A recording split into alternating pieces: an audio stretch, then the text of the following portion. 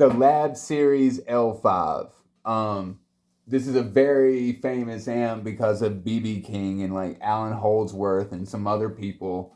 And I think it deserves some hype. Uh, well, probably a lot of hype, honestly, especially today. And the reason being, I think this is a great deal today. When I bought this from the original owner, this was $2,500 in today's money back then. And when I told him about that, he agreed. So yeah, he paid a pretty penny back then, and I paid way less than $500. If this was $500, I think it would be worth it. I mean, it chases the Fender Twin reverb sound, and I think they did a very good job, even with speaker choice and all. I think they did a very good job at replicating that sound, and plus a lot of other sounds you can get with this.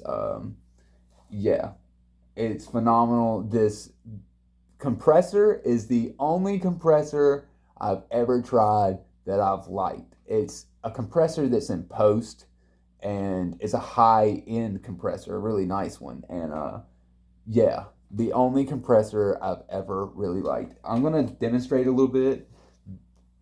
I'm gonna give you a tip about this compressor. It flashes when it's activated. You have to keep the master, to I have it at 3, which is pretty loud to get this compressor to start activating in the first place. Um, it flashes, and there's a spot. The sweet spot is when this is flashing dimly. It's not going to translate on the video, but like the dim or like bold light that it does. If it's a bold light, it's really compressing it. You see that dim light? Yeah. So I keep it at a dim level.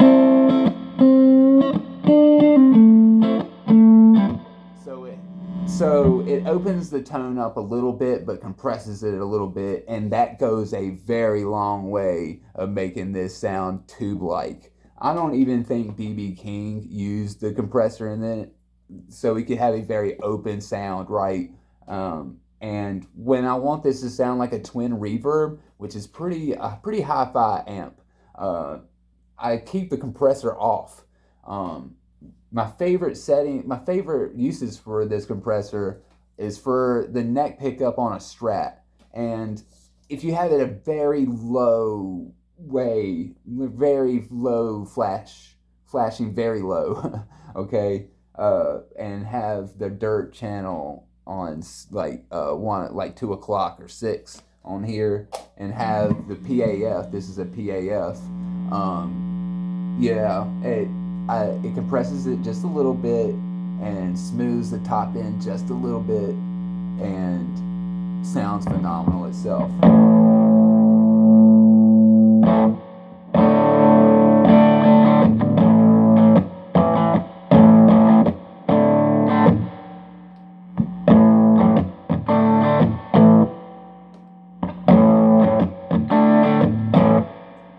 Probably won't translate on this crappy camera phone, but I think a lot of you will be able to tell that's a good tone. But switching back from there, like what you feel, there's it does sound more tube when this is just barely on. Just keep it open, just open enough so it squishes it just a little bit, and boom, it sounds like a tube amp.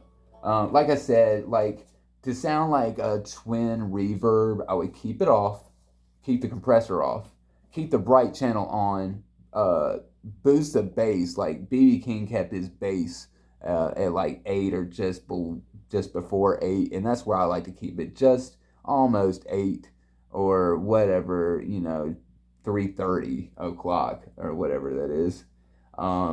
And straight at 800K is probably where you would want the mid-range frequency to be for the twin reverb. My favorite spot is right before the 1.6 marker right here. I like it at 1.3 or 1. For the twin reverb sound, just keep it 8, maybe pushed a little bit, And you can have, I think BB King, except for the bass, had about, and the volume, which is the gain, had everything about 1 o'clock. And that's where I about keep everything. I don't think he used the reverb that much, but the reverb sounds really good. It's not tube driven, but it's the same reverb they put in the twin reverbs, and whatever they're doing, it sounds pretty good. Very good. It sounds like a Fender. This sounds like a Fender amp. And yeah, what else I want to say about this thing? The multi filter for the Fender sound, keep it 0, or yeah, you had the bright channel on. So keep the multi range, which adds more like high end, like a tone knob, but a little bit different, to be honest. Keep that very low. I do like to keep it like under 3 in a lot of cases. I'll keep it at 3, then turn the bright channel off, and that sounds amazing. Yeah. Um, yeah, just mind that about the compressor. It needs to be pretty loud for this to activate. So your compressor is probably not broken. Because this is lasting forever. It's really quiet, so I guess it has really good caps in it. One of my favorite things about this amp, I like the way it looks. And the faceplate on this fades over time to like a copper bronze color.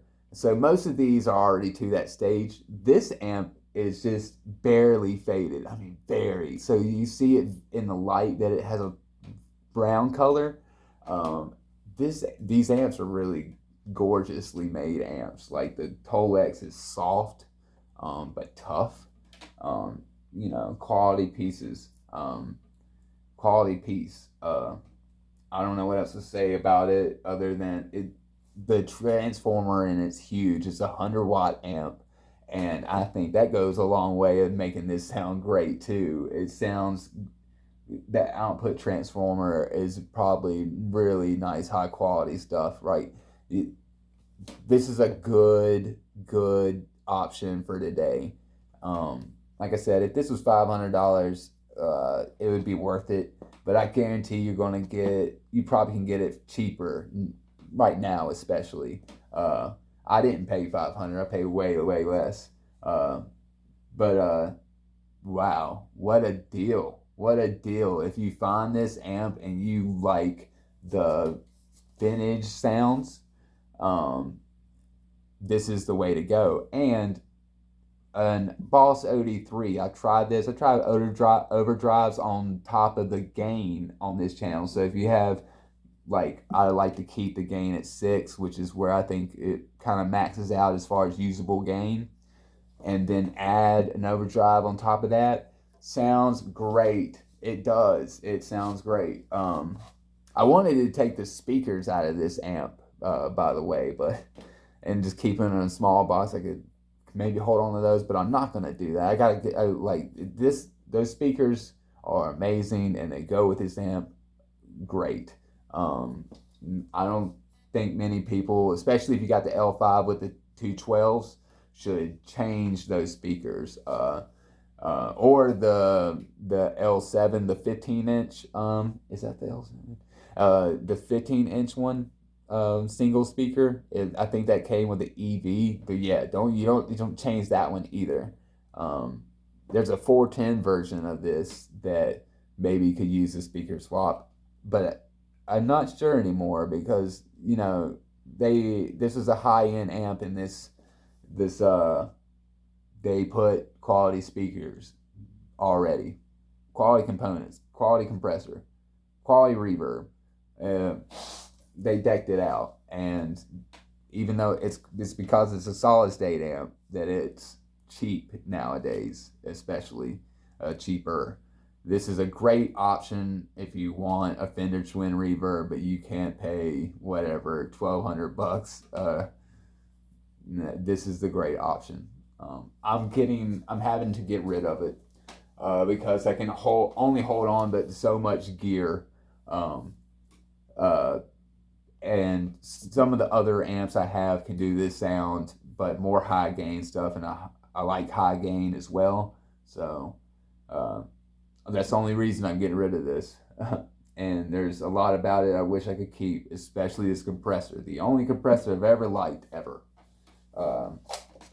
Let's do, like, I want to show what a PAF, this is a DiMarzio PAF 59. It's unpotted, but it's a little hotter than a regular PAF. And same thing with the neck of this Strat. This is a single coil from a Bowden classic Strat, and same thing, very vintage voiced, but just a little bit hotter and fuller. And this is where I think the gain maxes out and sounds good.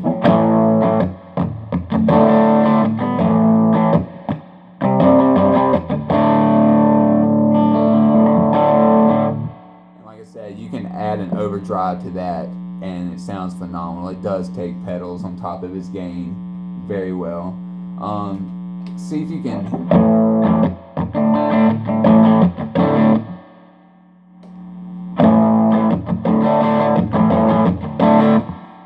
Just in case that does translate, but yeah, the compressor reacts with a gain real well as well. Like I said, keep the flashing to a very bare minimum. Just a very low flashing when it activates, and you'll find that's like the perfect spot, and open but yet just compressed just a tiny bit. So right, sounds right. We'll go to the neck pickup real quick.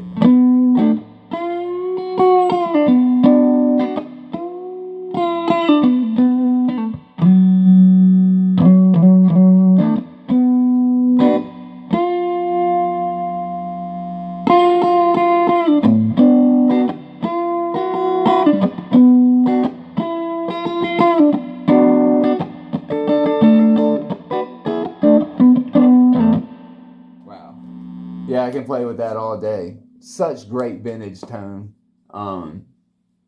Yeah. The speakers, the CTS speakers are like bronze backed. I wish I could keep those at least. I wish I could take the compressor. I wish I could keep this amp. I just sucks. That's why I'm making this video. And I'm not good at making these videos. I just wanted to make sure I did one before it went. Because what if I can't buy one later on? What if they jump up in price because people realize they do this amazing thing? And yeah, but if they did, it would totally be justified. Like, like if the prices on these like doubled, like that would really suck. But as far as like price to quality matching with other big names and stuff, this is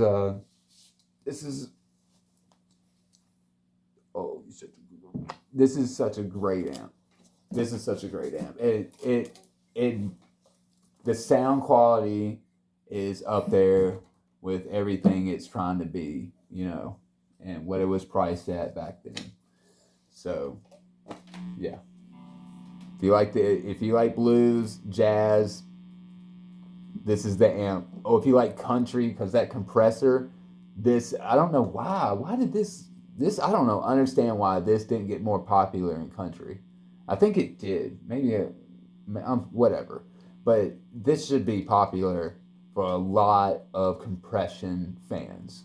A must, I would say, for someone who doesn't like compressors, who's never liked a compressor in the front end of amps, really.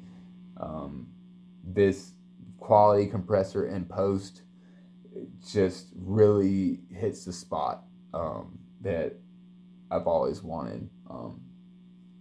Yeah. Thanks.